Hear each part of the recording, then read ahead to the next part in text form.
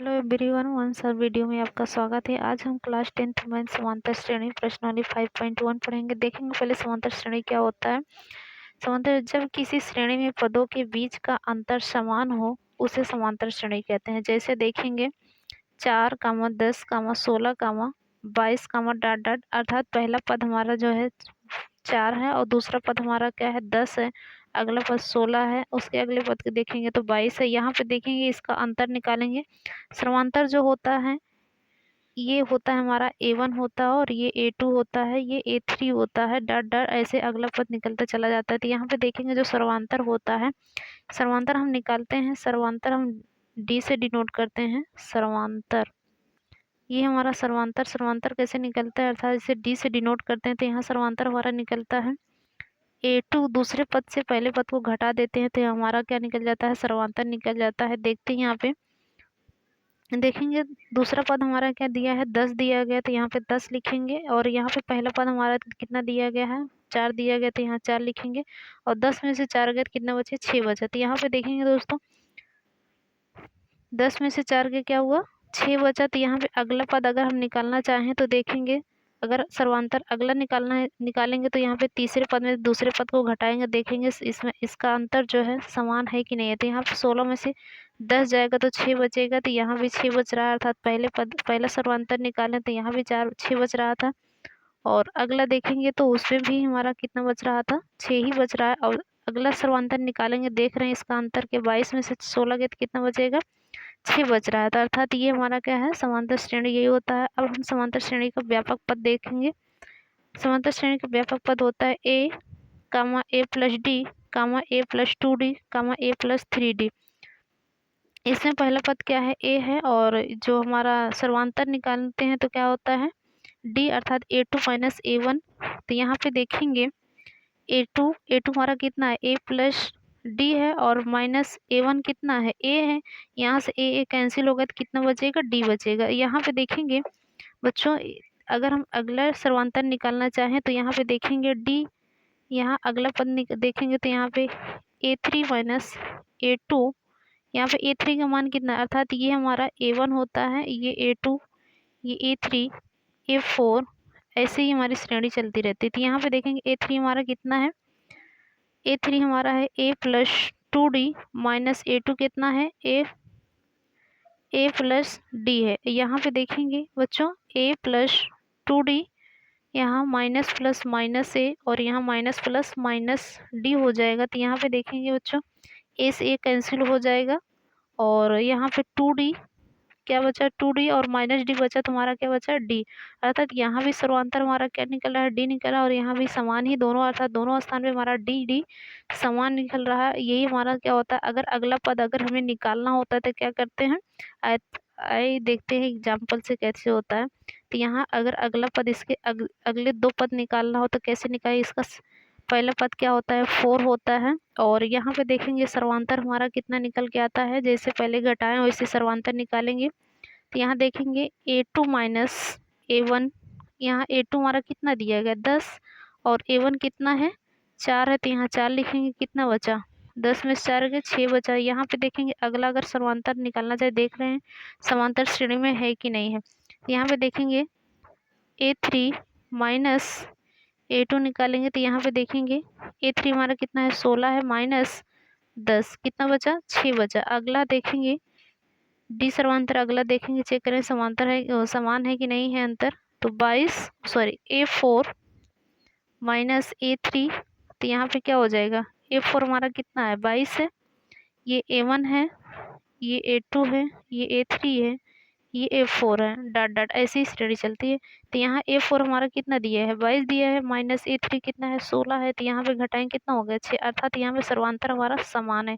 तो इसी तरह से हमारा सर्वांतर निकलता है।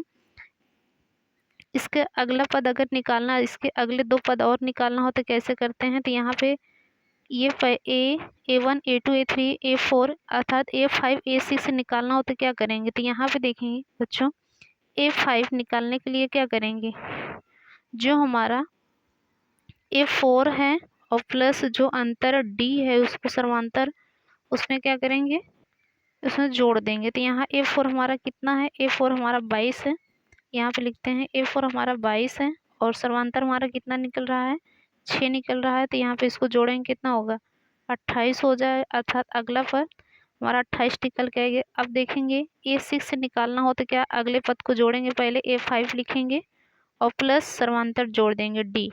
तो यहाँ पे क्या हो जाएगा, A5 हमारा कितना निकल गया, 28 निकल के आया है। और अगला पद देखेंगे हमारा सर्वांतर हमारा कितना है, 6 है। तो यहाँ पे जोड़ेंगे कितना हो जाएगा, 8 6 14 हो जाएगा और 2 1 3, ये हमारा 34 निकले। तो ये हमारा इस तरह से अगली श्रेणी निकाल सकते हैं। और यहाँ पहला पद A होता है, सर्वांतर इस तरह से निकलता है। अगले अगले पद को पहले पद में घटा देंगे तो ये हमारा सर्वांतर निकल जाता है। अब हम आते हैं चैप्टर नंबर प्रश्नावली 5.1 पे आते हैं। देखते हैं पहली सवाल क्या दिया गया है। निम्नलिखित में से किन स्थितियों में संबंध संख्याओं की सूची एपी है और क्यों है, इसे बताना है। समांतर श्रेणी है और क्यों है ये बताना है। आइए देखते हैं। पहला कह रहा है प्रत्येक किलोमीटर के बाद का टैक्सी का किराया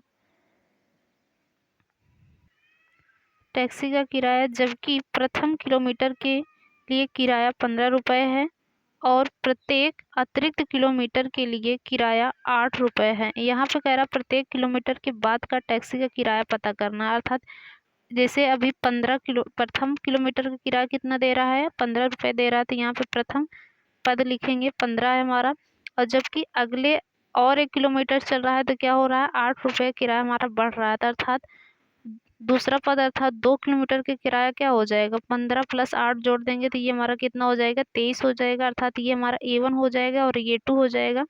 अगला पद देखेंगे, अगर तीसरा पद निकालेंगे तो यहाँ जो अब 15 है पहला पद और प्लस 8 दूसरे पद में, और अगले किराया बढ़ रहा है तो यहाँ पे कितना हो जाएगा, 8 हो जाएगा। और यहाँ पे इसको सबको ऐड करें कितना हो जाएगा, 31 आएगा। तो ये हमारा A1 A2 A3 हमारा निकल गया। अब इसको हमको चेक करना है ये AP में है कि नहीं है। तो हम देखेंगे पहला पद हमारा A1 है और दूसरा पद A2 है और तीसरा पद A3 है। तो सर्वांतर हम कैसे पता करें कि हमारा AP है कि नहीं। जब सर्वांतर हमारा समान निकले तो हमारा क्या होता है, AP समांतर श्रेणी होता है। तो यहाँ पे सर्वांतर हम निकालेंगे A2 माइनस A1। A2 हमारा कितना दिया है, 23 दिया गया और A1 कितना दिया गया है, 15 है। तो यहाँ पे 23 में से 15 जाएगा तो 8 हो जाएगा। तो यहाँ पे अगला देखेंगे A3 माइनस A2। A3 हमारा कितना है, 31 है और A2 हमारा कितना है, 23 है। तो 31 में से 23 जाएगा, कितना बचेगा, 8 बचेगा। और यहाँ पे देखेंगे ये हमारा समांतर हमारा समान निकल रहा है। तो अतः हमारा श्रेणी क्या बनेगा, पहला क्या था, A15 था A1, A2 हमारा 23 था और A3 हमारा कितना था, 31 था। और अगर हम अगला पद निकालें तो ये हमारा कितना अंतर कितने का आ रहा है, 8 का आ रहा है। अगर अगला पद निकालना होता तो क्या होता है, जैसे A1 2 3 निकालें, अगर 4 वाला निकालना होता तो A3 प्लस अंतर को जोड़ देते हैं तो क्या हो जाता है, अगला पद निकल आता है। तो यहाँ पे A3 हमारा कितना है, 31 है और प्लस अंतर कितना होता है हमारा, 8 है यहाँ पे। तो जोड़ेंगे कितना, अगला पद हमारा कितना हो जाएगा, 39। तो ये अतः करके लिख देंगे बच्चों। अतः ये D हमारा समान है, इसलिए समांतर श्रेणी होगा। आगे देख रहे हैं नेक्स्ट क्वेश्चन, इसका देखते हैं पहले का क्या कह रहा है। किसी बेलन अर्थात सिलेंडर में उपस्थित हवा की मात्रा जबकि वायु निकालने वाला पंप प्रत्येक बार बेलन की शेष हवा का 1/4 भाग बाहर निकाल देता है। यहाँ पे कह रहा है एक सिलेंडर है, उसमें हवा भरा गया है, वो हर बार 1/4 भाग बाहर निकाल देता है। अर्थात ये एक जैसे ये सिलेंडर हो गया और एक पाइप लगा है और इसमें जितना हवा की मात्रा भरी हुई है उसका ये जो पाइप है उसका 1/4 भाग क्या कर रहा है, बाहर निकाल रहा है। तो मान लेते हैं कि माना प्रथम पद क्या है, 100 है, अर्थात इसमें 100 भरा हुआ है। तो यहाँ 100 मात्रा इसमें भरी गई है हवा की। तो यहाँ प्रथम पद मान लेते हैं 100 है।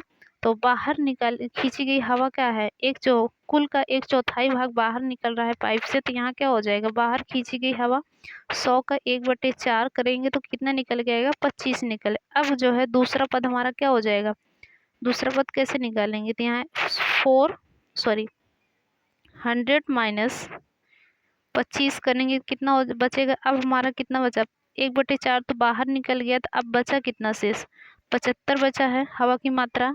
और अगला देखेंगे सिलेंडर में कितना बचा है, 75 बचा है। अब फिर से बाहर निकालेंगे तो बाहर खींची गई हवा, अर्थात 75 का 1/4 निकालेंगे कितना हो जाएगा, 75/4 हो जाएगा। अब तीसरा पद निकालेंगे तो क्या हो जाएगा, 75 में से 75/4 हवा निकल चुकी है, तो अब कितना बचा उसको देखेंगे। एक मान के एलसीएम करेंगे तो यहाँ बचेगा 75 चौका क्या हो जाएगा, 300 हो जाएगा, -75 हो जाएगा। और 300 में 75 घटाएगा 225/4 हो जाएगा। अब देखेंगे ये हमारा A1 A2 निकल चुका है, A3। तो यहाँ पे देखेंगे ये हमारा A1 है, ये हमारा A2 है और ये हमारा A3 है। यहाँ पे ये हमारा क्या हो जाएगा, A1 है, ये हमारा A1 है और ये हमारा A2 है और ये हमारा क्या हो जाएगा, A3 है। इसका अब देखेंगे समांतर समान है कि नहीं है। अगर समान है तो क्या हो जाएगा, समांतर श्रेणी है, अगर नहीं होगा तो ये समांतर श्रेणी नहीं है। तो यहाँ पे देखेंगे डी कैसे निकालते हैं समांतर, A2 - A1 करेंगे तो यहाँ पे देखेंगे 75, A2 हमारा कितना है 75 है और A1 कितना है 100 है। तो कितना हो जाएगा, 100 में 75 घटाएंगे कितना आ जाएगा 25, वो भी -25 हो जाएगा। अब अगला डी निकालेंगे समांतर देखेंगे, A3 - A2 करेंगे तो यहाँ A3 हमारा कितना है 225/4 है और -A2 हमारा कितना है 75। यहाँ पे एक मान के एलसीएम करेंगे तो कितना आएगा 4 और 4 से एक बार कटेगा, यहाँ पे 225 -75 चौका कितना हो जाएगा 300।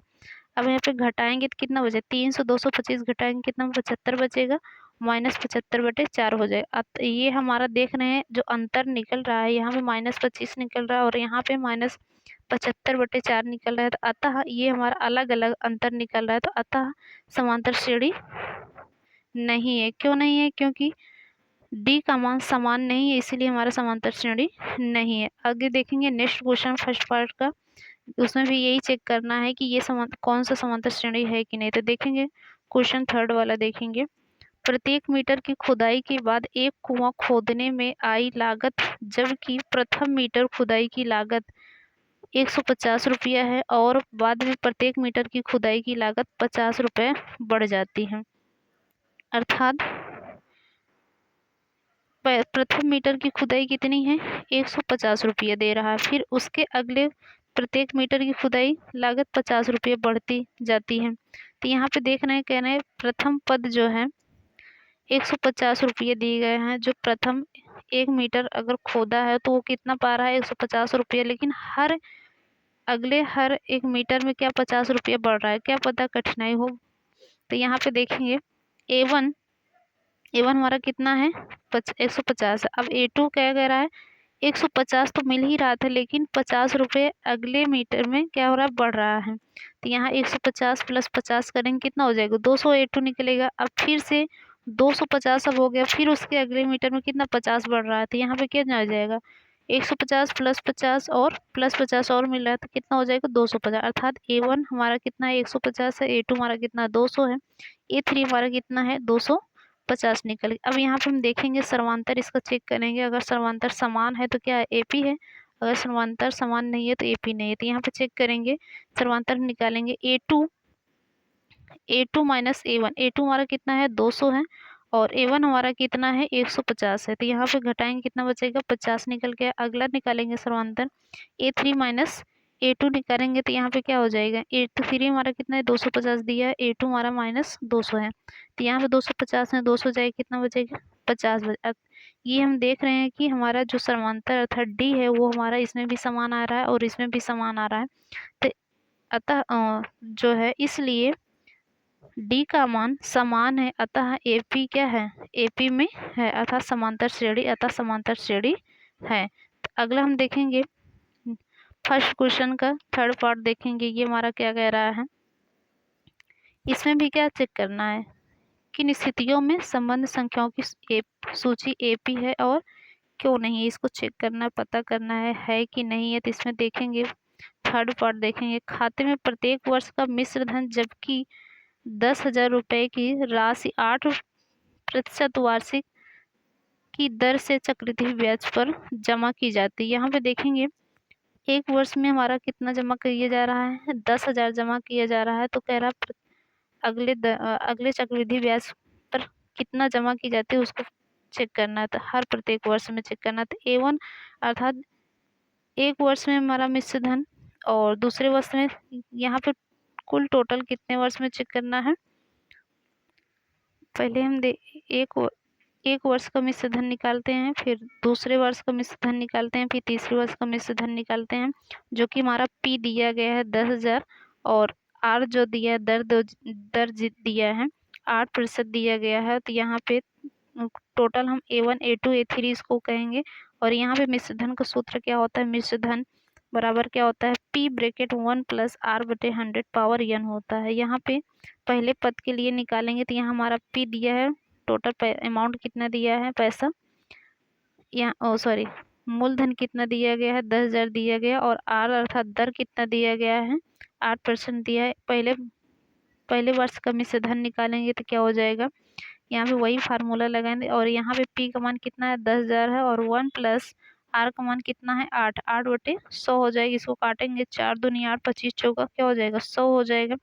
25 से कम 25, 25 2 27, 27/25। यहाँ पे एक वर्ष के लिए निकले तो यहाँ पे n का मान क्या हो जाएगा 1 हो जाएगा। तो यहाँ पे देखेंगे इसको इसको काटेंगे तो क्या हो जाएगा, और इस काट के इसको गुणा करेंगे तो ये हमारा कितना आ जाएगा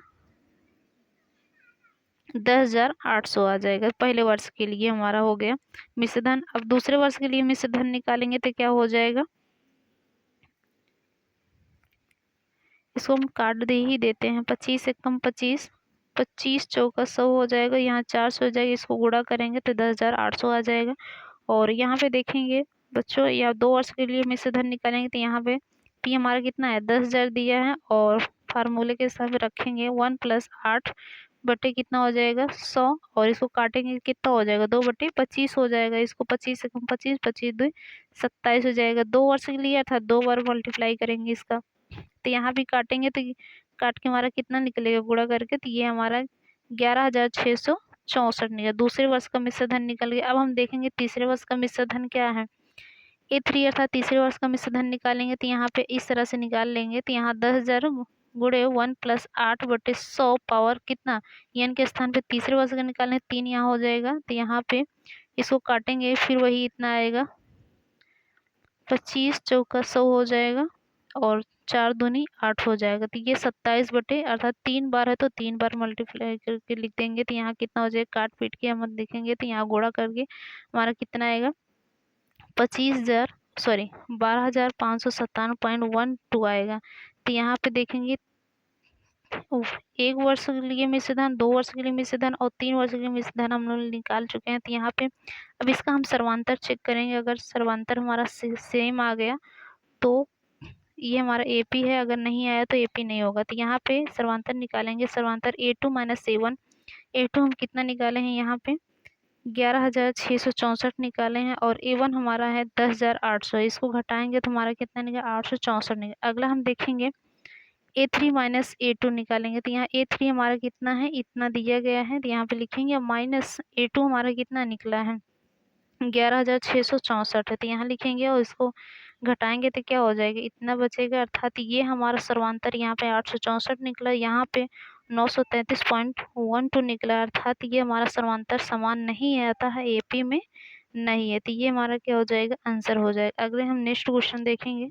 नेक्स्ट क्वेश्चन क्या है, दी हुई AP के प्रथम 4 पद लिखिए जबकि प्रथम पद A और सर्वांतर D है तो निम्नलिखित है। ये कह रहा है अगले 4 पद लिखना है। अगर जब AP है तो चेक करना है।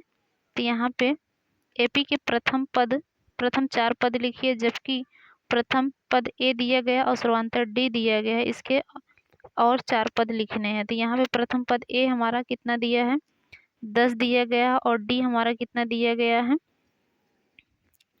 D हमारा दिया गया है 10 दिया गया है। तो कैसे निकालें, अगर इसके 4 पद हमें निकालना है तो कैसे निकालते हैं, अर्थात अगली श्रेणी निकालने के लिए हम क्या करते हैं, अगली श्रेणी कैसे निकाला जाता है, पहले पद में और D को जोड़ देंगे तो हमारा अगला पद निकल आता है। तो यहाँ पे पहला पद हमारा कितना दिया है 10 दिया गया है, 10 + D हमारा कितना दिया है 10 दिया है, 10 10 कितना हो जाएगा 20, अर्थात A2 निकल आया है।